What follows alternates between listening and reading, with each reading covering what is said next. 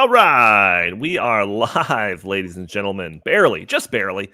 So in December, we released the shocking results of a poll we conducted with Rasmussen, showing a staggering 1 in 5 mail-in voters admitted to committing at least one form of voter fraud. The results exposed a massive problem in our current voting laws, but the question remained, how did this fraud affect the outcome of the election, if it did at all? Well, we just released a new report that analyzes the findings of this poll and factors them into various election scenarios to show who would have won the election in 2020 if that fraud was eliminated.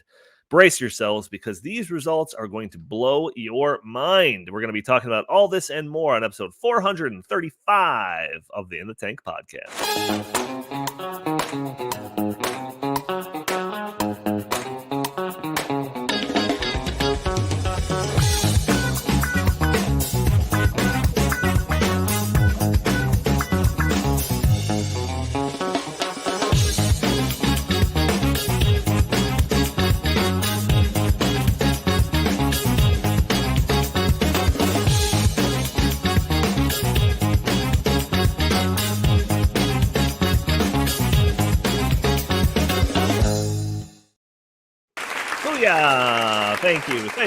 Thank you. All right, thank you. Yes, welcome to the In the Tank podcast. As always, I'm your host, Donald Kendal. Joining me today, we'll see who we've got. We've got Jim Lakely, VP of the Heartland Institute. How are you doing today, good sir? And you are muted. You better correct that before you start talking.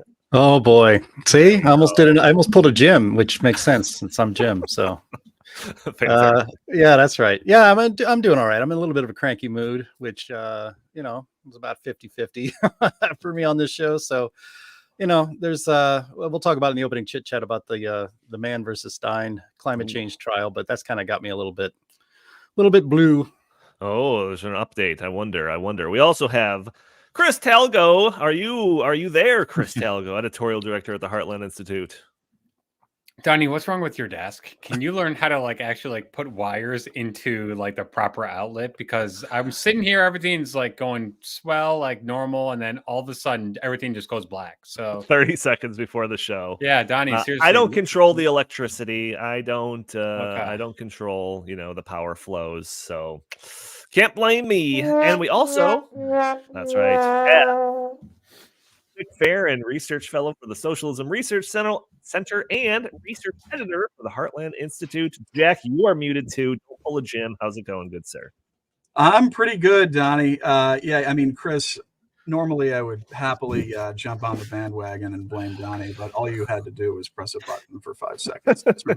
We solved all the issues in 2 minutes. No, because Donnie, the light is still not working on your desk. So sorry.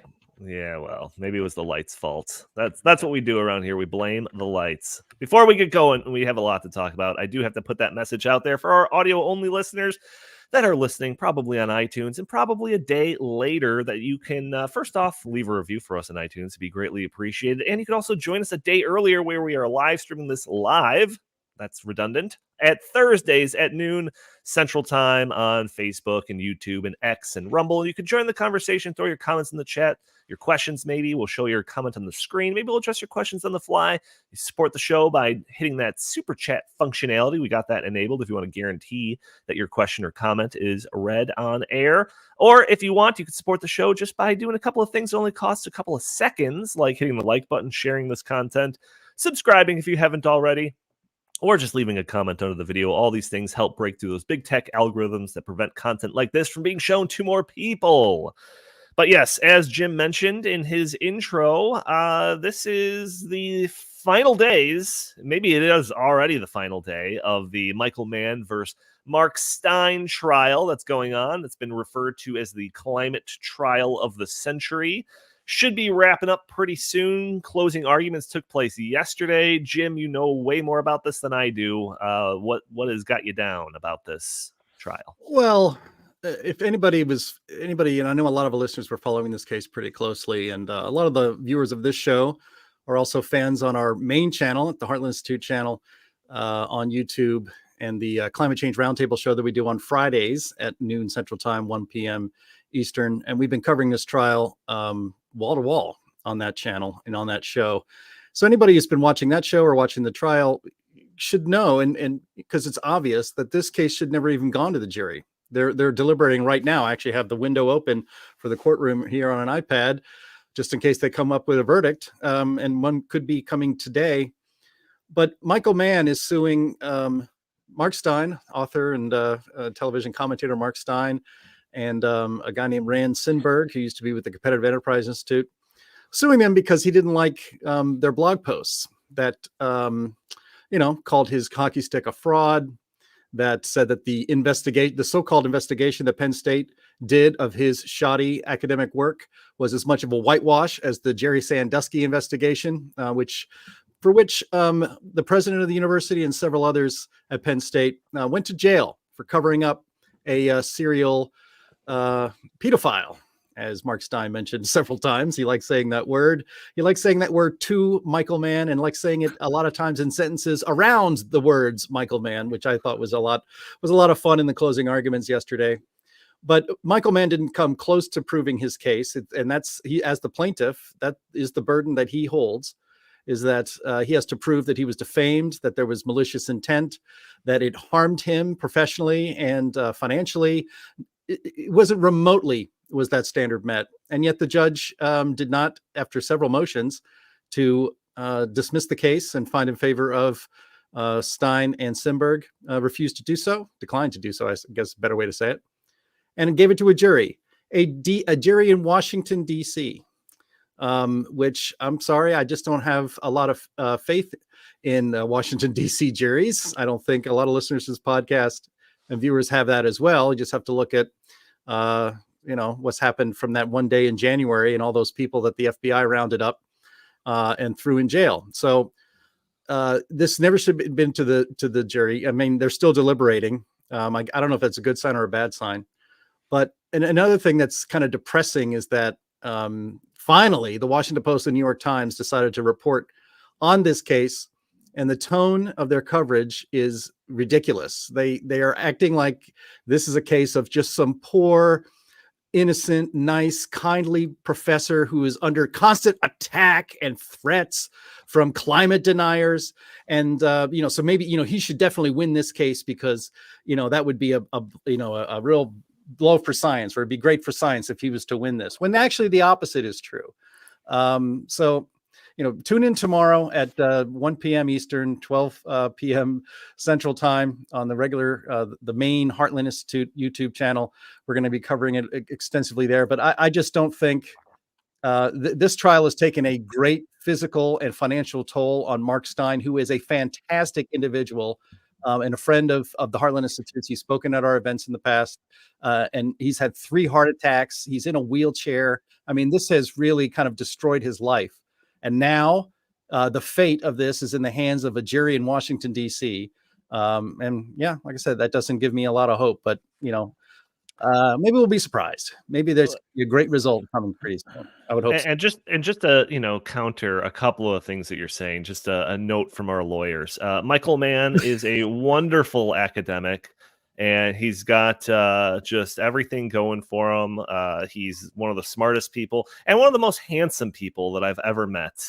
So, with those notes out of the way, Michael Mann, don't sue us for anything Jim said on our podcast. Let me just say one last thing about it. And the one good thing that's come out of this trial is that it is exposed on the public record for everyone to see what a really nasty human being that Michael Mann truly is. All of these emails that he had that were put into evidence where he is attacking other scientists.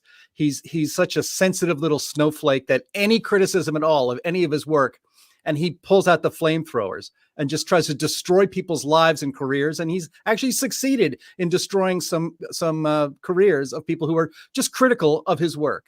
So that has all been exposed in the public sphere, and that is great. And that's something that he's really never going to be able to walk away from. So regardless of the outcome of the trial, Michael Mann, being a real nasty piece of business and an a-hole of the highest order, is now on the public record. Yeah, I would also give him an A+, because Michael Mann, No, you're going down with me, Don. When he sues the Heartland Institute, you're going down with me. So no, let the record show that I think that I think that he could be, the next cover of Maxim. I mean, just look at that picture. What a handsome gentleman. Handsome fella. So, all right. So, yes, it's been covered extensively on our climate change roundtable show that is also live at noon Central Time on Fridays on Heartland's main channel. And hopefully the verdict will be in by the time that they do their show tomorrow. And we can put a little nice end cap on their kind of 4-episode kind of long coverage of this trial. So if you're interested in that, make sure to tune in tomorrow to Climate Change Roundtable. All right, let's get to it. We started late. We got a big topic to cover. So let's jump right into it. So recall, if you will, how in December of last year, the Heartland Institute and Rasmussen reports released a poll which revealed a shocking number of mail-in voters admitted to committing at least one form of voter fraud during the 2020 elections. These shocking results went viral. We got more attention as an organization than we've gotten, at least in my time here at the Heartland Institute. Many news outlets and basically every conservative talk radio show out there featured our poll results. Our internal tracking systems, Andy, estimated a potential reach of 800 million people had seen our poll results. Donald Trump posted about the results on his Truth Social, calling it the biggest story of the year. Trump talked about it at rallies. I can go on and on and on. The story spread far and wide. Since this attention, we've been working on an analysis of the poll results, extrapolating the findings against the results of the 2020 election itself to see how the outcome of the election would have looked if the suspected fraud were excluded. Like I said at the beginning of this, the intro of this podcast, the results are pretty mind-blowing. So we're going to go through the entire report, just kind of walking our way through it all. And this is the thing that we've been kind of teasing the last couple of episodes. It finally came out. We released it officially on Tuesday. So if you go to the heartland.org website, you'll see a big featured image at the top if you want to click and download and go through the report yourself. But first question, Jack, you were the primary author of this article. For anyone that's looking at the report, they'll see that one of the starting percentages that we used in the paper was 28% of fraud, which is well above the 1 in 5 mail-in voter fraud stat that we've been reporting since the poll results. Can you explain why we started at this 28% number? Sure. Yeah. So we reported on the 1 in 5 number and came to that number after the poll was released because basically we asked 4 different questions about fraud, and the highest percentage for one of those questions was our floor. We didn't ask a question that that queried the respondents as to whether they committed one of the 4 kinds of fraud. We just asked specific questions about specific types. And so what I was able to do is take Rasmussen's raw polling numbers and calculate via some fairly complex mechanisms that 28.2% of all mail-in respondents actually admitted to at least one of the 4 types of fraud, usually more than one, but at least one.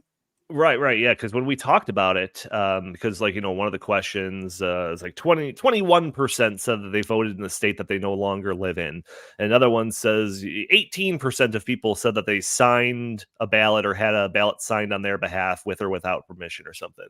And it's like those 2 things could have completely coexisted and you would still have a 21% overall. Or if the overlap of those 2 levels of fraud weren't perfect, then I don't know, it could be much higher. So when we were originally reporting that like 20% number at the beginning, we knew that it was likely lowballing the actual real number. We just didn't know up until Jack did got the raw results and figured it out. We didn't know how much lowballing it was. It turns out it was pretty significant because we found out that the people that did at least one form of fraud turns out to be 28%. So even north of 1 in 4, which is pretty crazy. So I guess we could just jump right into the results. Jack, can you just kind of briefly walk us through how you went about applying these numbers to the 2020 election? You don't have to go through all of the results yet, but just kind of walk us through the methodology of the report. Sure. Yeah. I mean, the methodology was fairly complex and comprehensive, so I won't get into all the details. But to do this, we had to select the states we were going to analyze. So we selected the 6 swing states that Joe Biden won in 2020 by razor-thin margins. We didn't include North Carolina because Trump won that state, and because we knew that the Joe Biden voters voted by mail at a much higher percentage than Trump voters voted by mail. So any degree of fraud was likely to benefit Biden to a much greater degree than it benefited Trump. Right. And that was sort of the basis, of course, for this whole paper. And so we did have to make a number of assumptions in the paper, such as that, that the voter fraud occurred at identical rates among Trump and Biden mail-in voters, not in terms of total numbers of fraud, but at identical rates between those groups. Mm-hmm. We also had to assume that the total amount of fraud was, equal across all the states that we looked at in terms of the fraud percentage, not in terms of the fraud numbers. But you can look into the paper for all the assumptions that we used. Gathering the data was a little bit more complicated because, interestingly enough, most states that we looked at don't actually publish the number of mail-in ballots that were counted, or they don't publish the total number of mail-in ballots that were counted for each candidate. So we had to go and of the 6 states that we looked at, which were Arizona, Georgia, Michigan, Nevada, Wisconsin, and Pennsylvania. Thank you. Only Georgia and Pennsylvania published those numbers that we needed. And so to get the rest of the data, we had to dig into various other statements made by secretaries of state, and we also had to rely on extensive exit polling analyses that was conducted by the Associated Press and the NORC Center in Chicago, which is a public opinion polling center. And they had a massive sample size, and we were able to take the percentages that they found and apply them to the total number of mail-in ballots. Mm-hmm. And that was the basis for the methodology. Right. And then, so we go through, find out all of what were the numbers for the mail-in ballots of all of these different swing states, and then apply this 28% level of fraud, subtract that amount from each of those to come up with Jim, you came up with what was secured vote or something like that. You came up with the term for it. But that was the way, right? So then what was the end result? So like Jack was saying, swing states that we are looking at in this report: Arizona, Georgia, Michigan, Nevada, Pennsylvania, and Wisconsin, shows that if you were to take away those potentially fraudulent votes at a rate of 28%, that Trump would have won each and every one of those swing states, and he would have taken the entire election to the tune of 311 electoral votes to Biden's 227, an 84 electoral vote margin of victory for Donald Trump in that scenario. So then the report would be interesting if it just ended there. But I think the absolute genius part of this report was basically what we did next. So this is my favorite part of the paper. So obviously, with all the attention our poll received, it comes with a number of naysayers arguing, with one reason or another, that the results of the poll might have been too high. Did you account for this? Did you account for that? How about this or that, et cetera, et cetera. And this is, like I said, the genius of the paper. So let's assume that those naysaying people are right. Let's assume that the poll results did overstate the reality of the situation in terms of fraudulent mail-in ballots. What if it wasn't 28%? What if it was only 25%? We all know that there's some margin of error when it comes to any type of polling. So what if it was less than 28? What if it was 25%? What if it was only 20%? Instead of the original number that you reported? What if it was even lower than that? What if it was 14%? Well, we ran all of those scenarios from the 28% level all the way down to the 14% level of fraud. In each one of those cases, whatever level percentage in between those two numbers, Trump still wins every single one of those swing states. And again, that's at a margin of 311 electoral votes to 227 for Biden.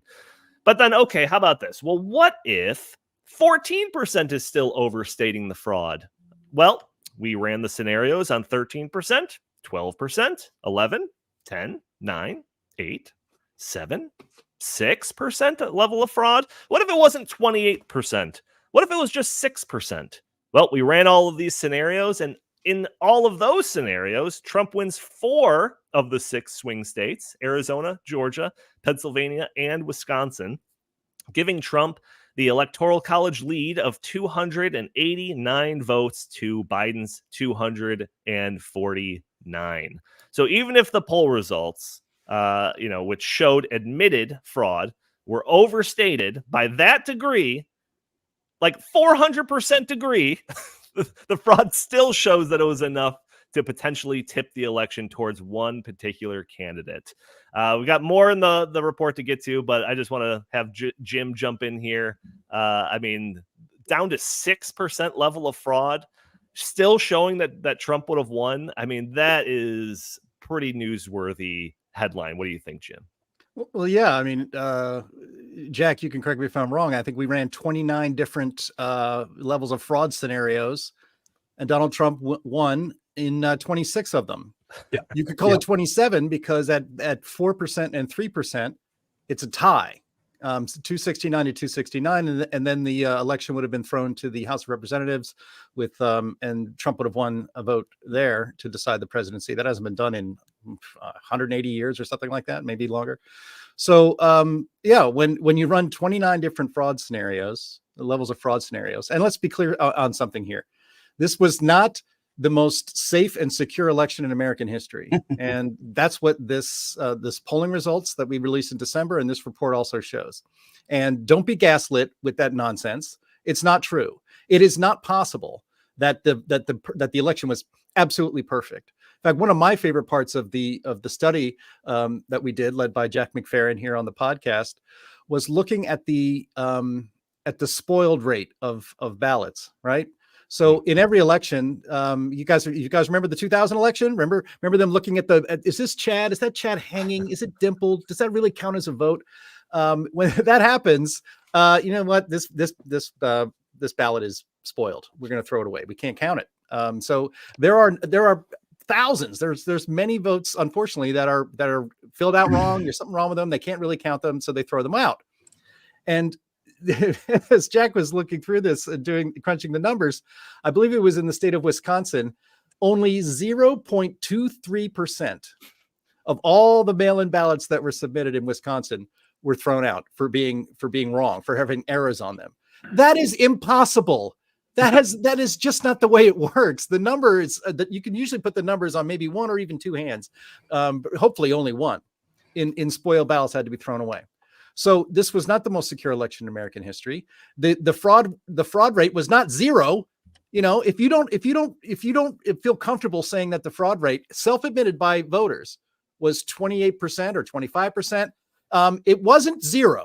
And if it was anything above 3%, then Joe Biden, maybe he's not the legitimately elected president of the United States. And the point of this study is to get this stuff, I almost swore again, fixed. We have broken elections in this country. We have probably the worst and least secure elections of any modern democracy anywhere in the world. And we have to sit here and talk and get lectured by our government that this was the safest, most secure election in American history. Bullshit. This study proves that. So even if you don't want to buy widespread voter fraud or mistakes, and this doesn't even get into ballot harvesting and ballot Dropbox stuffing and mailing ballots to dead people and collecting those, or filling out 7 ballots that you got it mailed to your house because you're the 4th renter in 5 years at that place. It doesn't account for any of that. It just accounts for the legit. This is actually treating all mail-in ballots as legitimate, which also we know isn't true. And so that's what's so important about this.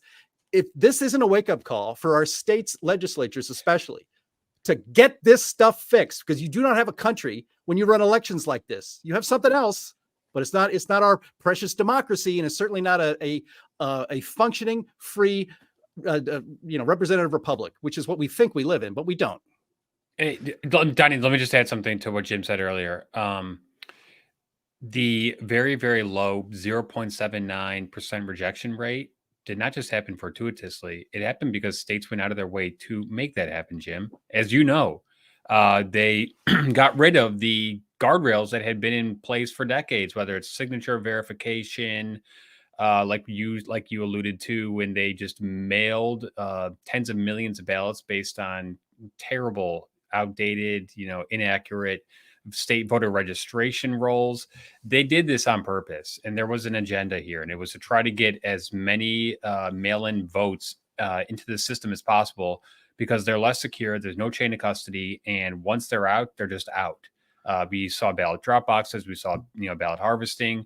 All the tricks in the book were taken into play in 2020, and what it led to was a mass amount of mail-in ballots being fraudulently cast, whether that was happening purposefully or whether that happened because states intentionally tried to make it so that people could commit voter fraud more easily. Yeah, I mean, Chris, I was going to go to you next, anyways. But I mean, I think these results are like pretty crazy. I mean, we speculated about what this level of fraud would be. The 20%, knowing that Biden got way more mail-in votes than Donald Trump, and we speculated about like what that would mean if we applied it to the election. And then when we actually saw the results, we saw all the scenarios run, and it shows that from 20% all the way down to 6% of fraud showed Donald Trump winning outright. I mean, how shocked were you when you saw these results? I wasn't shocked, because this just reinforced what I thought was happening in the months, weeks, days, hours, even on election day, when I saw this happening in real time. I've watched, many elections in my life, and I've never seen something that happened in 2020, where you had in Georgia, they just stopped counting votes. There was this pipe that burst supposedly. In Pennsylvania, in Philadelphia, we saw trucks coming in hours after the election, after the deadline, and just giant amounts of mail-in ballots just appearing. So it's just like, I think most Americans intuitively knew at the time that this did not pass the smell test. And now that we have the receipts, 3 years later, and when you also apply the fact that in the poll there was no reason for these people to lie whatsoever, that they just admitted, hey, yeah, I did A, B, and C, election fraud in 2020, and nothing's going to happen about it. But Tony, what this really matters, why I think this matters, is we cannot allow what happened in 2020 to become the new normal. We cannot allow the media to, like Jim said, gaslight us into believing that mail-in voting is the way it's always been. We've always done it this way. No. This was a complete one-off, and we have to make sure that it remains a one-off. And I'm sure we'll get into that later, but that's what I'm really, focusing on here. We've got, a couple months until early voting is going to be starting up again soon, and a lot of states are still in a very bad position in terms of their election laws, and I'm sure we will discuss that in more in depth later. Oh yeah, no, we definitely will. There's definitely a policy prescription section of the paper. Jim, you were going to say something? Yeah, I mean, I was just going to share with the audience that before we came on the air today, Chris asked me to come over to his desk, and he said, hey, this is probably going to blow up, nuke our channel. Can we say what we should say here? Oh, and I've already yelled it into the microphone a few times already. But it's like, what's interesting is that our original poll in December, as you noted at the top of the podcast, Donnie, got enormous press coverage. It was everywhere. It was one of the biggest splashes that Heartland has ever made with one of our activities, one of our projects, one of our things that we do to benefit and educate the public, which is what that poll was part of. Then we thought, what, this, when we take the time to crunch the numbers and really dig down and do it very carefully and collect statistics and information from the states and apply them here and stretch it out. We had lots of discussions about how we should go about this, and we did it very carefully, very thoroughly, and quadruple checked it all the time just to make sure that this had to be on point. And when we released it on Tuesday, we thought, all right, let's get ready. This is a big bond. This is going to make a huge splash, man. This is going to be a big deal. Not even to be honest, and this is very disappointing, not even very many in the conservative media are touching this. And it's because being labeled an election denier is way worse than being called a climate denier, for one. But it is something that not even a lot of people that are in the more popular conservative media will touch. And, and why would they? There were some people who showed up at the Capitol one cool January morning, and a lot of them are in jail. And those people are called election deniers. And, right from so a lot of people are not touching this. And so, yeah, we're going to talk about it. Maybe we'll lose our YouTube channel. I'm sure that I'm quite confident they're going to take this down at some point, because we had talked about this in the past. Remember, Donnie, we talked about that Time Magazine story about how all of these very well-funded leftist groups coordinated with Democrats to, quote unquote, fortify the election. They laid it all out. And we talked about that, and that video got deleted by YouTube. So this one might as well. So everybody watching this, please share and like and leave comments, because we have to break through this algorithm and get this in front of as many people as you can as quickly as possible, because it may not last very long. But that's why this is really a very touchy subject. Not even people on the right are willing to be labeled an election denier. Well, you know what? I'm not an election denier. I just have some questions about it. And this study shows that everybody should have a lot of questions about it, because I remember during, when it was happening, I wanted some explanations and some answers, right? Right. It's like, hey, how did all of these ballots show up at 3 a.m. and 95% of them are for one candidate, that being Joe Biden? Can you explain that to me, please? I would like an explanation. Nope. You're an election denier. I'm not telling you nothing. And this has happened over and over and over again. None of these questions that people legitimately would have about what they saw with their own eyes during the election, almost none of them have any answers, and they don't even attempt to answer them. And so, so we are fighting back against this stupid label of election denier. Look at this. Look at the study. Read it. It's very easy to get through, and it really tells you that there was something fishy going on, because the level of fraud was not zero. It's never zero, and it's certainly, with all of these mail-in ballots, was a lot higher than in a normal election. And like Chris said, that's got to stop. We have to. That cannot be the new normal. We have to fix this. We have to have elections that count and matter. Because if you don't have confidence in the election, you don't have a country. Donnie, can I just add something real quick to that? Yes. Thanks. So first of all, in the introduction to the paper, we go into exquisite detail about how in the lead up to 2020, the years leading up to 2020, much of these liberal places, whether it was the New York Times or a bunch of institutions, came out and said, mail-in balloting is really dangerous. It's rife with fraud. We should only do it for people who cannot actually make it to the voting booth. So there's that. I also think that it's very important to remind viewers and listeners that Europe has completely outlawed mail-in balloting, because they know how rife with fraud it is.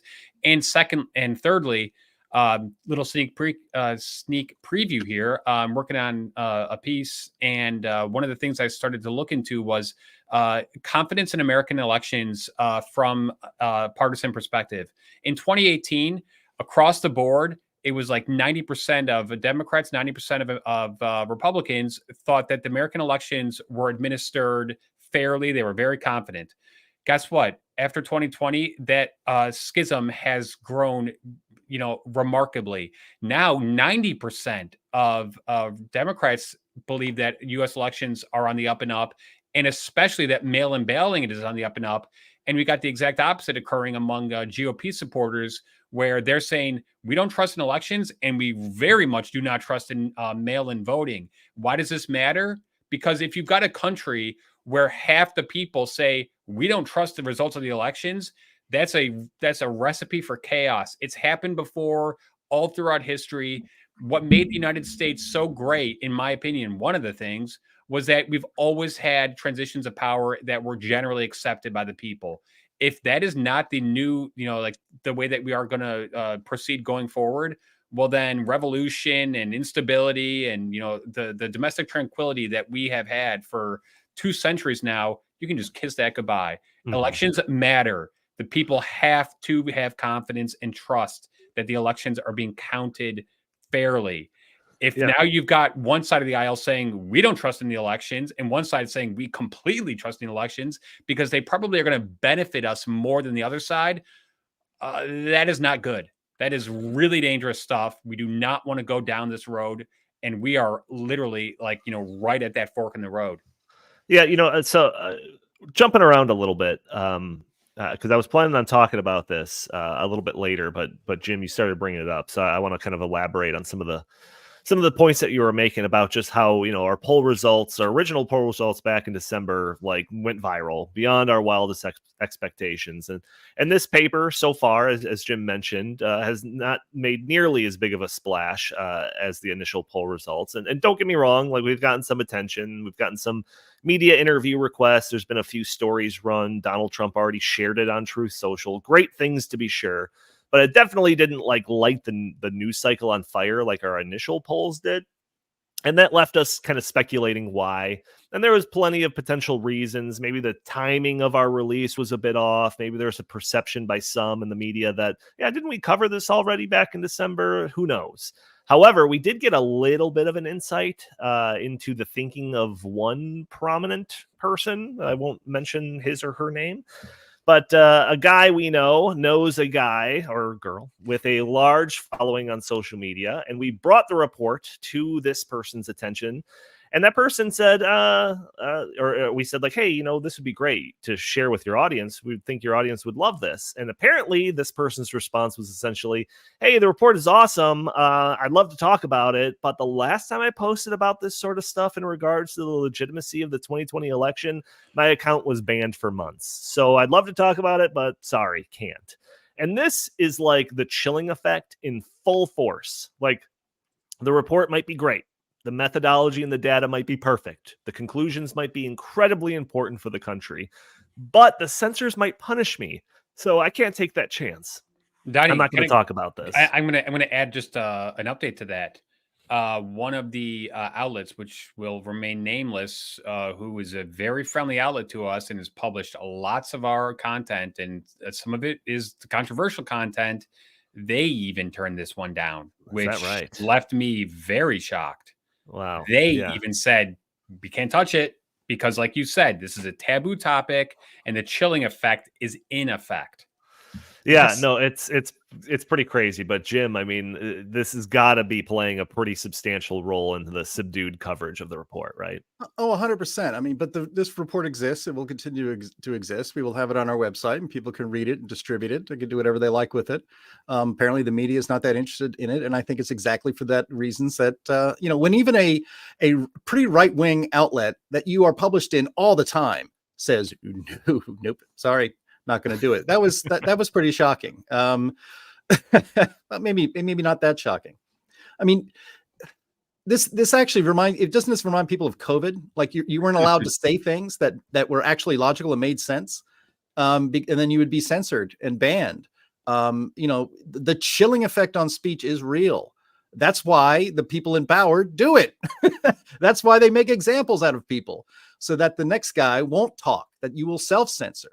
But, we need to be able to talk about these issues. That's one of the best things that our poll results did in December was that this was true. It allowed people to talk about it again because it was absolutely, you could not talk about it.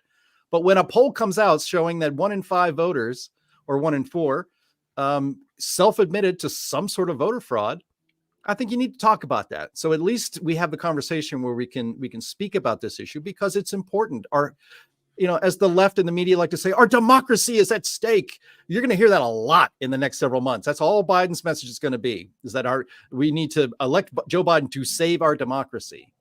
Actually, we need to fix this crummy election system to save our democracy.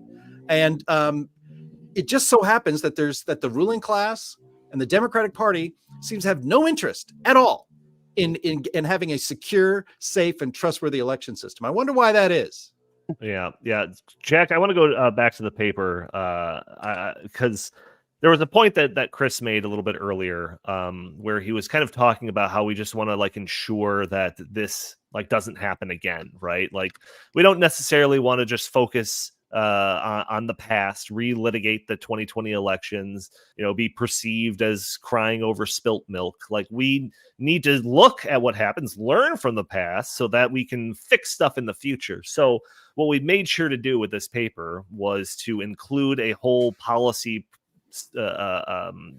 prescription section, right? Like, what are things that we can do so that next time around we don't see levels of fraud that could swing an election, which we know could be as small as like 3 or 4%. So can you just kind of walk us through maybe a couple of the policies that were discussed in here? Sure. And I have some of them in front of me if you want me to read it. I don't know if you got the paper. Yeah, no, I've got it in front of me too. I mean, generally speaking, mail-in voting should be widely stopped, if at all possible, in every state. Obviously, there will be certain situations in which somebody has to vote by mail, but generally speaking, it should be significantly curtailed. More specifically, yes, like we have in the paper, we have it split between proactive policies and preventative policies. Some of the proactive policies are that states should update and verify election registration rolls annually. States should require identification to vote in person, voter ID laws. States should encourage in-person voting, like I already said. States should require a witness or a notary signature on all mail-in ballots. States should minimize mail-in voting by requiring a valid excuse to cast a ballot by mail. That would go a long way. And, those, in addition to other preventative policies like outlawing ballot harvesting, forbidding unattended and unsecure election drop boxes, requiring signature verification, and of course not relaxing those signature verification requirements in the months leading up to an election, establishing agencies to investigate claims of election law violations, and passing laws that actually impose harsh penalties for those who commit voter fraud. If states were to enact most, if not all, of those policies, that would go a long way. Because, I mean, remember, even if our poll overestimated the amount of mail-in ballot fraud by a factor of 7, Donald Trump would have still won the 2020 election. That means that if even 1/7 of the mail-in ballot fraud that we found were actually prevented, Donald Trump would have won the 2020 election. This is a real problem, obviously, like you guys have already talked about. And apart from the things that you've already mentioned, what it could also lead to is a significant amount of disinterest in actually voting, which is what happens in, autocracies, places like Russia that, yes, have elections nominally, but a very small percentage of the population votes. And it's only those who are, of course, in support of Vladimir Putin's agenda. Now, I'm not here to suggest that we're quite at the level of Russia, but we are at a pretty bad level. And I think it was like you said earlier, Jim, we have one of the worst and least secure election systems of any advanced democracy. Why is that? We have the ability to make them secure, so we just need to do it. And of course, there is an agenda to keep them insecure because it benefits those people that are currently in power. But states need to stand up and they need to make their election system secure. Jack, I mean, based on the attention that our original poll got, and even the attention that this paper is getting, especially with the poll, just overwhelming response. Do you think that there is like a mandate for, or at least a large enough outcry from the public for there to be a mandate on state legislatures to do something about the perceived broken voting system that we have now? I think so, but people really need to contact their legislators directly. I mean, sometimes legislators don't operate in the interests of their constituents, unfortunately, on a wide variety of issues. And people really need to make this their number one priority and basically say, look, we're not going to keep voting for you unless, you fix the system that we vote in. Yes, I think that this needs to be the number one priority in the state legislative sessions that are happening right now. Otherwise, again, we're not going to have elections for much longer. Donnie, just real quick, I'd like to address the policy recommendations from the other side, like the other side here. Okay. A lot of the media says that the things that we recommend are voter suppression and they're racist. That is the furthest thing from the truth. And here is the best piece of evidence to support why these are actually not in any way tied to voter suppression. Georgia, after the 2020 general election, put into place some of the recommendations that we talk about. They then had a runoff because their senators, if you don't get 50%, you have to have a runoff election. The runoff took place weeks after the 2020 general election, actually months after. But and the new policies were in place. Guess what happened, especially in minority precinct? The amount of minority votes went up. It is preposterous, ludicrous, and absurd for people to say that this is meant to suppress the vote. If anything, this is meant to make sure that every single vote actually matters. I am just so sick and tired of watching that CNN, MSNBC, and the rest of them say that Republicans want to prevent Black people from voting. That is a complete and utter lie. We want to make sure that every single vote that is cast fairly. End of story. Yeah, Cannot right. make that point clearly enough. Yeah, there is a comment here from Steyn, Andy, the first one, a question here. Says, what can we do about getting past the fear of publicizing this? So, Jim, I mean, this is a great question. I mean, like I said before, like the poll or the paper could be perfect. It could be all of this stuff, but it's not going to make an impact if everyone's too afraid to talk about it. So is there a way of kind of getting around this sort of stuff? I mean, I think you just have to, you have to have the courage to do it. I mean, how do you get past fear? You find courage. You need to talk about this with friends and family members. You need to share stuff like this and share this report and this podcast on your Facebook page, on your X account. Tell people about it on Instagram. You need to spread the word about it. If you have the courage, if you're not afraid of being canceled, and a lot of people won't do this, because they have too much to lose, right? I mean, we have something to lose. We could lose this channel, and this channel is very important to the Heartland Institute. It's the way we communicate the principles and the policies that we've been advocating for 40 years at the Heartland Institute. This is one of the very important ways we spread that message of freedom to the world. And we could lose this, but it's worth the risk. The publication that will not be named, but is prominent, you've heard of it, that told Chris, and he wrote a fantastic op-ed about this. It would be great when that is published somewhere else to share that with family and friends. The publication that rejected it, they have a lot to lose. A lot of these publications, the reason they reject this, and in fact, we had some problems getting some climate realism stuff posted on a couple of these supposedly conservative outlets not too long ago. They've loosened back up again. But, their business model is based on not getting nuked from space by the social media companies, or even by, as what happened to Parler. Gosh, I almost forgot the name of that that social media service, where they got their servers ripped up by Amazon. They said, nope, we're not going to service you anymore. You're done. And that happened like that. So a lot of people have something to lose. But I think if there's enough momentum, again, the original poll results that were released in December allowed a lot of people to talk about this when it was absolutely forbidden to speak. You couldn't say anything that other than that the election was the most secure in history. And in fact, a lot of conservative outlets would just avoid the topic altogether, figuring, let's move on. We don't have to we don't want to relitigate the 2020 election. And in fact, myself, I think Donald Trump should actually just get over the 2020 election, concentrate on 2024.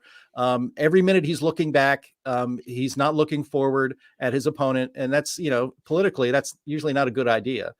But, I think we should talk about the 2020 election in the context of fixing our elections.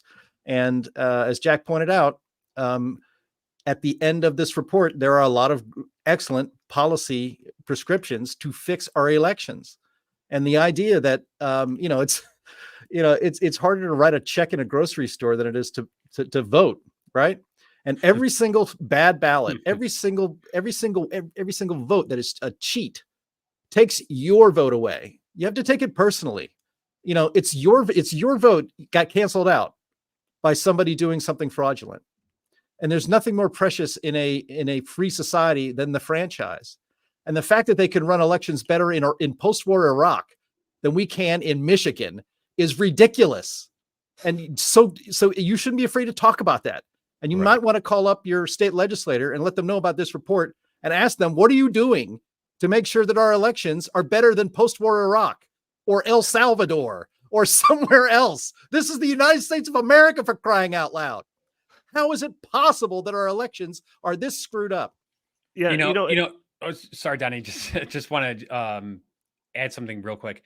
Janet Yellen was in front of Congress the other day talking about how banks are tracking people's terms like Cabela's, Bass Pro Shop, Trump, MAGA, election fraud, I'm sure was probably one of those things.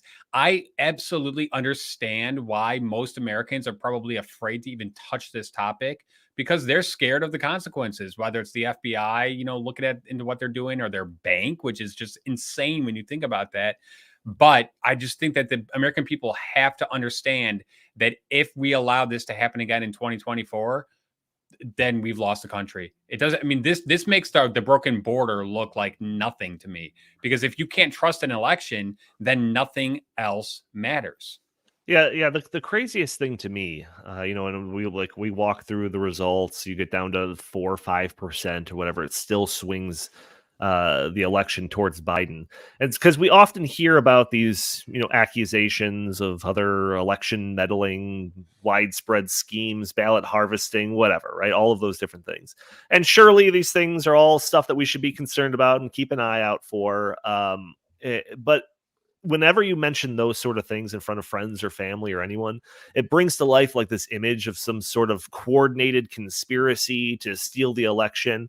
And while I personally don't discount that possibility or anything like that, I think that there are a lot of people that will kind of write off that as just some crazy conspiracy theory, like, okay, But one of the most important things about this paper that I think that this shows is that like a widespread coordinated effort to undermine the integrity of the election is not necessary to swing the election.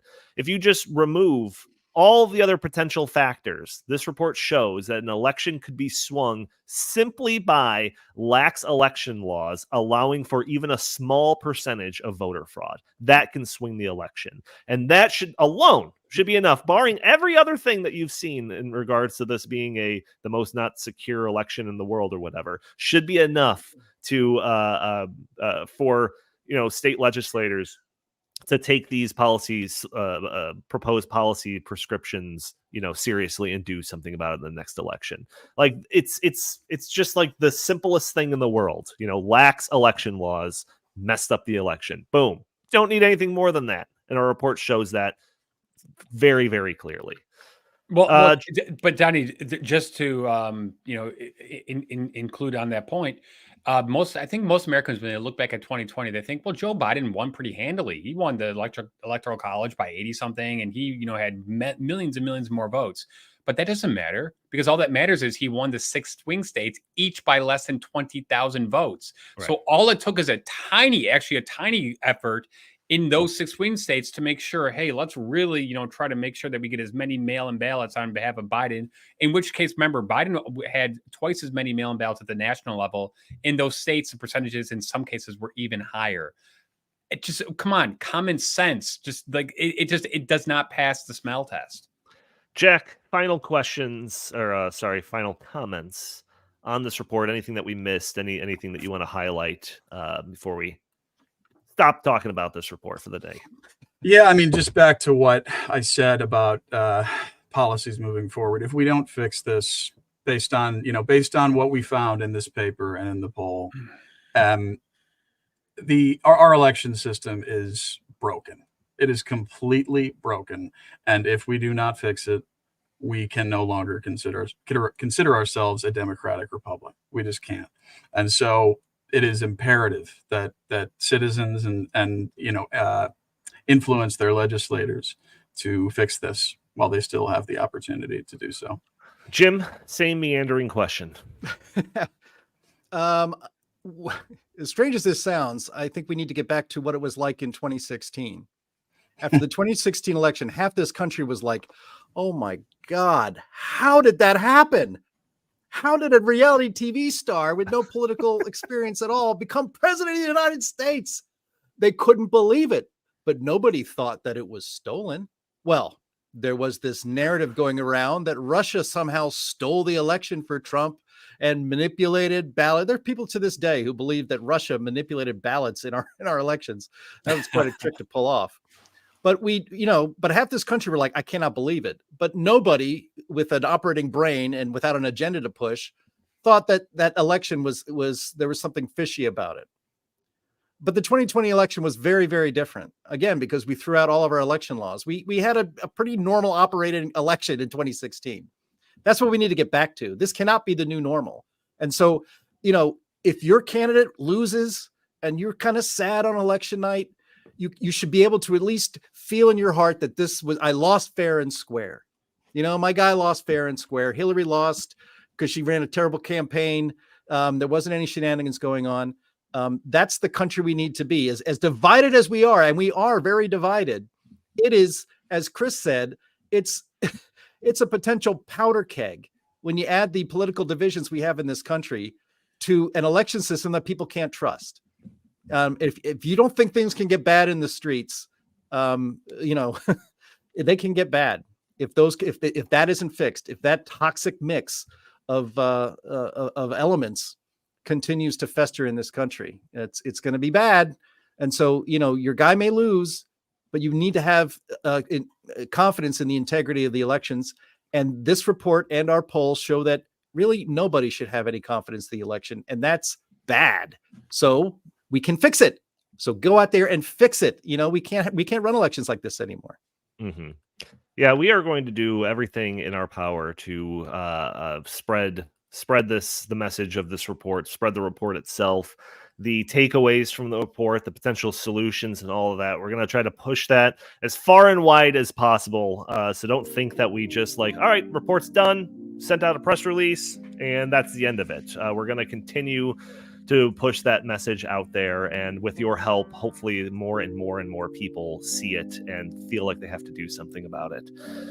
Lastly, I do want to say that I was planning on doing a Davos Watch segment, but it was mostly just going to be a look forward to the upcoming World Government Summit, which I think is my favorite named conference of the year. I mean, Davos 2024 is one thing, but World Government Summit is another. So that's starting next week. So I'm going to be looking at that.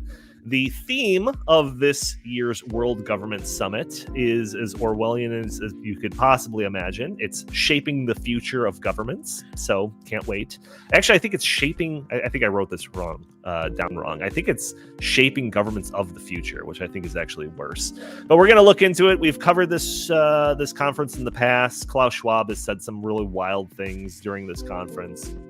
Talk about New World Orders and all sorts of goofy stuff like that. So we're going to be paying attention to it. Hopefully next week we'll have some information to convey to you all about the World Government Summit.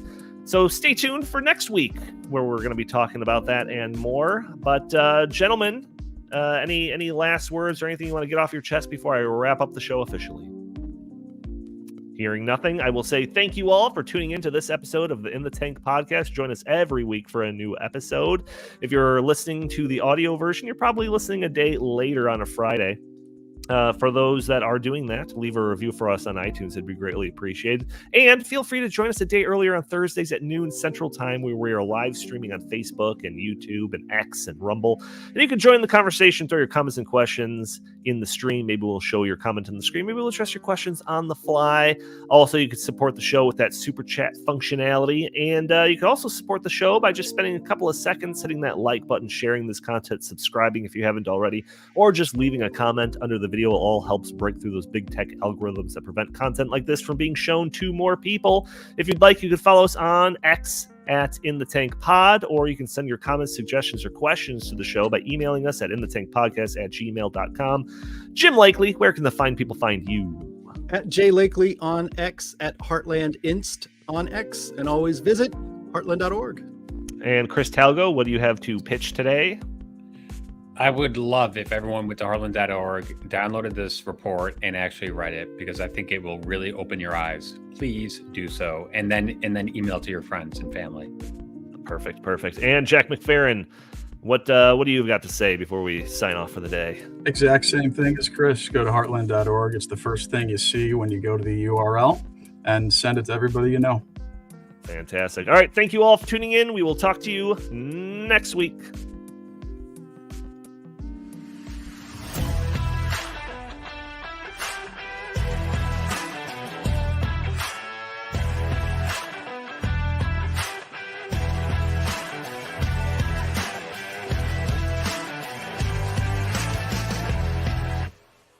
Come on, man.